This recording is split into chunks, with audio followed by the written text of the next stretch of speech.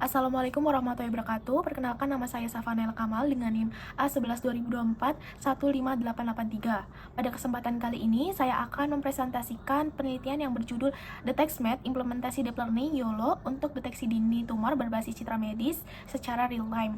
Penelitian ini membahas tentang penerapan teknologi deep learning, khususnya algoritma YOLO, untuk membantu proses deteksi dini tumor melalui citra medis sehingga proses diagnosa dapat dilakukan secara cepat dan efisien.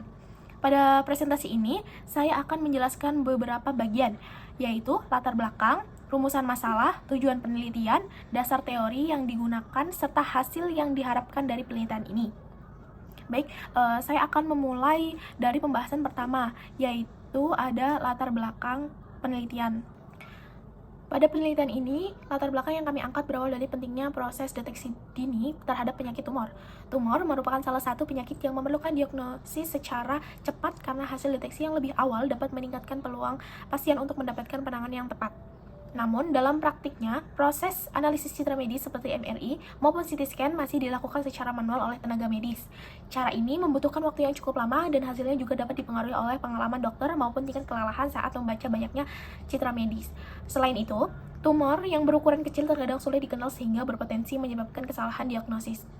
Seiring perkembangan teknologi, artificial intelligence khususnya deep learning telah banyak diterapkan di bidang kesehatan.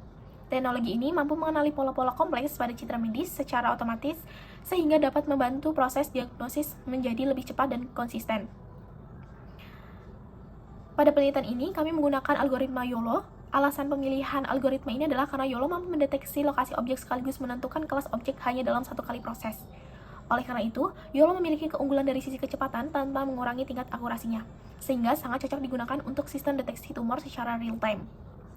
Berdasarkan latar belakang tersebut, terdapat beberapa rumusan masalah yang ingin dijawab dalam penelitian ini. Pertama, menentukan arsitektur YOLO yang paling sesuai untuk mendeteksi tumor pada citra medis. Kedua, menentukan metode processing dan argumentasi data yang optimal agar kualitas data menjadi lebih baik sebelum digunakan dalam proses pelatihan model. Ketiga, menentukan konfigurasi hyperparameter terbaik sehingga model mampu menghasilkan performa yang maksimal.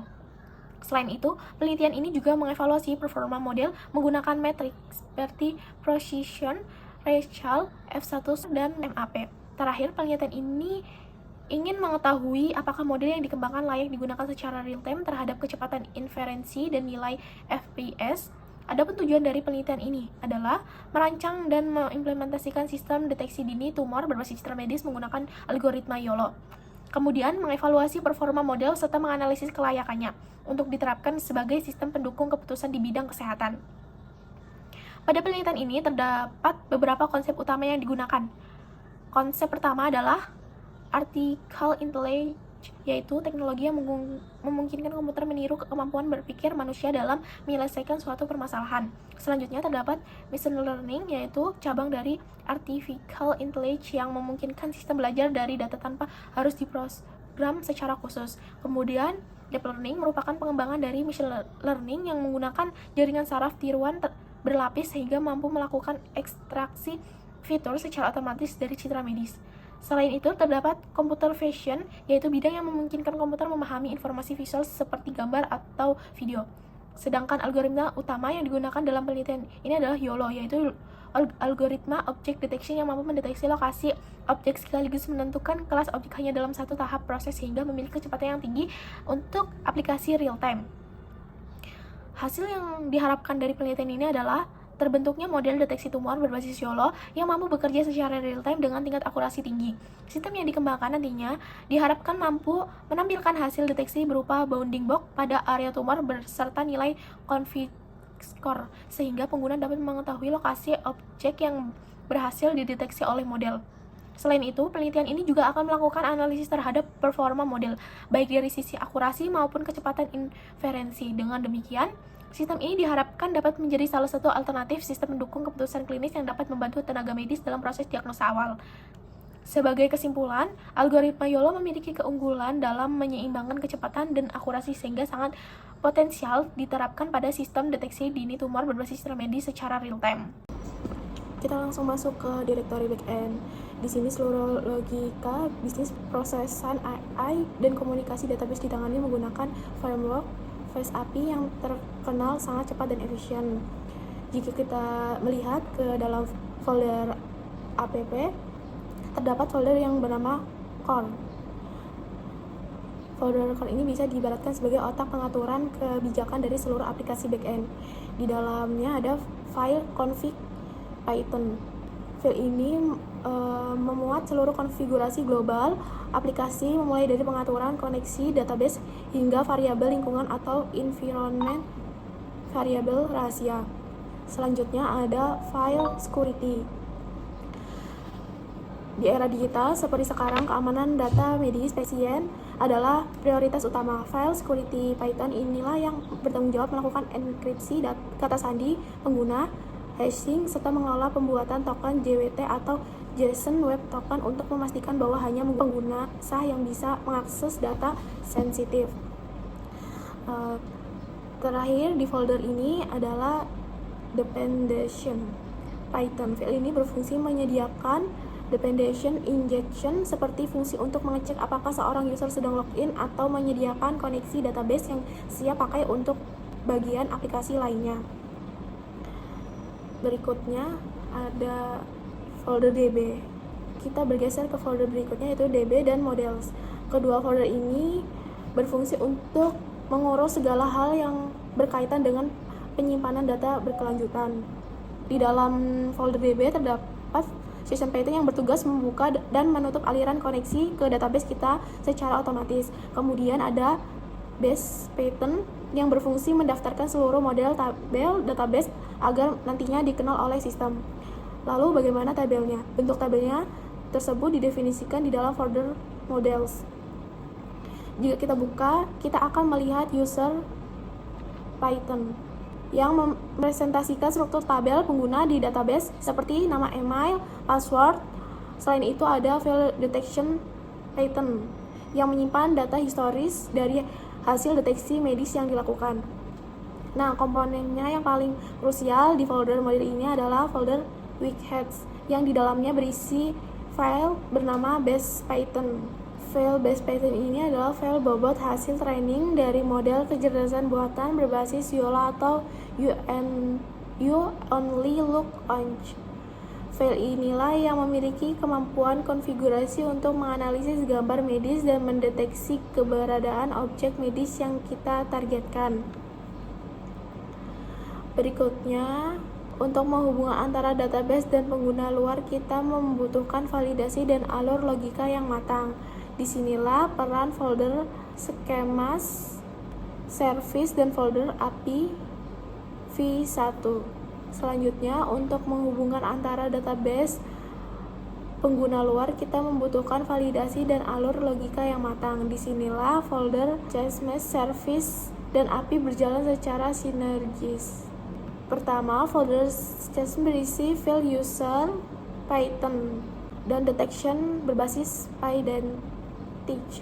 Fungsinya adalah sebagai pos satpam penjaga data sebuah data dari luar masuk ke database atau sebelum data dari database dikirim keluar. Skema ini akan memeriksa apakah format datanya sudah benar atau tidak. Ini mencegah terjadinya error akibat data yang korup. Bagian paling krusial dari logika aplikasi dipisahkan ke dalam folder service. Mengapa dipisahkan? Agar kode kita tidak menumpuk di satu file dan mudah diperbaiki. Di sini ada auto service Python untuk mengurangi alur pendaftaran dan login, sedangkan detection service Python untuk mengelola data hasil deteksi, dan yang paling istimewa adalah YOLO Python bertugas memuat mode AI, menerima inputan gambar dari user, melakukan kalkulasi deteksi, dan mengambil koordinasi hasil deteksinya. Semua layanan tersebut akhirnya diekspos ke dunia luar melalui folder API v1. Di folder ini URL API didefinisikan agar nantinya bisa ditembak atau dipanggil oleh aplikasi front-end. Sebelum kita pindah ke front-end, mari kita lihat beberapa folder infrastruktur pendukung di back-end yang tidak kalah penting. Ada folder migration yang berisi env Python ini digunakan oleh pustaka Alembic untuk melacak setiap perubahan struktur tabel database secara otomatis tanpa merusak data yang sudah ada. Kemudian ada folder test yang di dalamnya memiliki subfolder result. Ini adalah tempat penyimpanan fisik server untuk menampung file gambar medis yang dikirim oleh pengguna, sekaligus menyimpan gambar hasil anatomi atau visualisasi kotak deteksi yang dihasilkan oleh AI. Terakhir ada folder VENV atau Virtual Environment. Folder ini mengisolasi seluruh library Python yang dibutuhkan oleh proyek DetectMap agar tidak bentrok dengan versi library lain yang ada di komputer kita. Sekarang kita beralih ke bagian front-end. Di front-end ini ada halaman-halaman untuk aplikasi disimpan di dalam folder page. Alurnya sangat jelas, pengguna pertama kali akan disambut oleh landing page. Jika belum memiliki akses, mereka bisa pakai regis page, login, dan login page. Setelah masuk, mereka akan diarahkan ke dashboard page sebagai pusat kendali. Lalu, detection page, tempat mereka mengunggah gambar medis untuk diperiksa. Hasil detailnya bisa dilihat di detection detail page. Dan semua riwayat masa lalu tersimpan rapi di history page.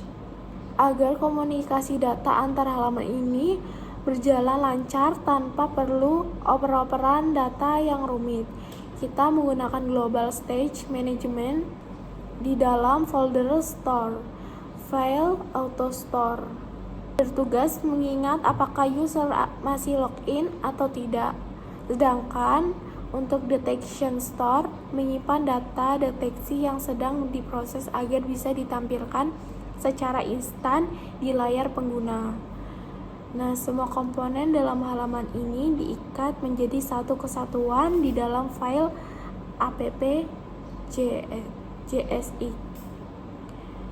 yang mengatur sistem root, jalan, dan akhirnya dieksekusi ke browser melalui file utama kita, yaitu main.